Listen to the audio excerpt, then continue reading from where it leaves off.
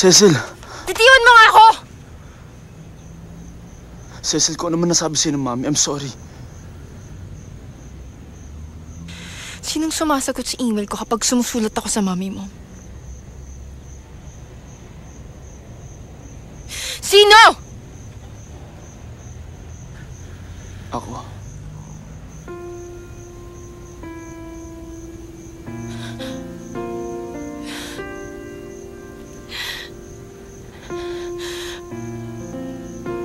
Bakit ka nagsisinungaling sa akin? Pinalalabas mo na gusto ko ng parents mo?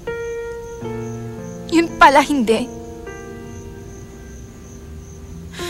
Kaya pala tuwing kukunin ko sa number nila, umiiwas ka. Kaya pala panay ang alibay mo.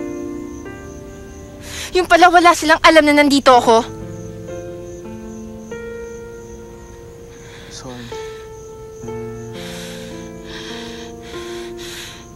Yun din ba yung dahilan kung ba't bigla kang nawala sa bahay mo? Kasi yun yung araw na dumating sila, di ba? Iniliyo mo sila para di nila ako makita. Cecil, hindi sa itinatago kita. Ipapakilala naman kita sa kanila eh. Hindi mo nga ako may pagmalaki. Kaya tama na. Maghiwalay na lang tayo. Cecil! Ano ka ba? Ito ba igaganti mo sa lahat ng sakripisyong ginawa ko para sa'yo?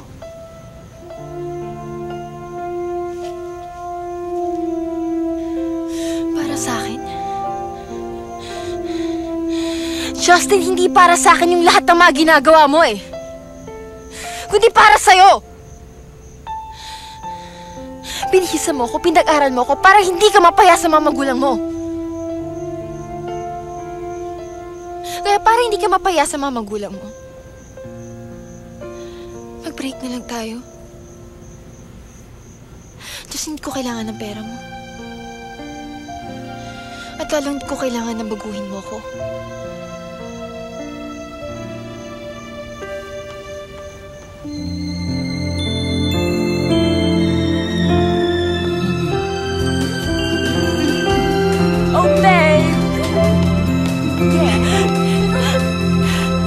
What was that?